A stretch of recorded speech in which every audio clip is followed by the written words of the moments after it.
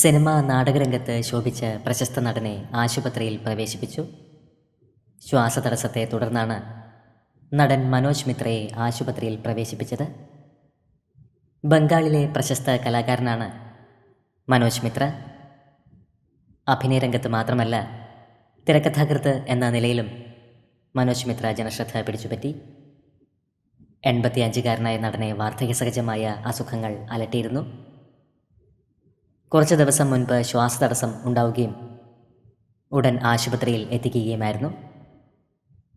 നടൻ്റെ അവസ്ഥ ക്രിട്ടിക്കലാണെങ്കിലും നിലവിൽ സ്റ്റേബിളാണ് എന്ന് സഹോദരൻ അമർ മിത്ര മാധ്യമങ്ങളോട് വിശദീകരിച്ചു. പ്രിയ നടൻ വേഗം സുഖം പ്രാപിക്കട്ടെ എന്ന പ്രാർത്ഥനകളോടെ നിരവധി ആരാധകരാണ് ഇപ്പോൾ സമൂഹ മാധ്യമങ്ങളിൽ എത്തുന്നത്. മനോജ് മിത്ര വേഗം സുഖം പ്രാപിക്കുമെന്ന് നമുക്ക് പ്രതീക്ഷിക്കാം.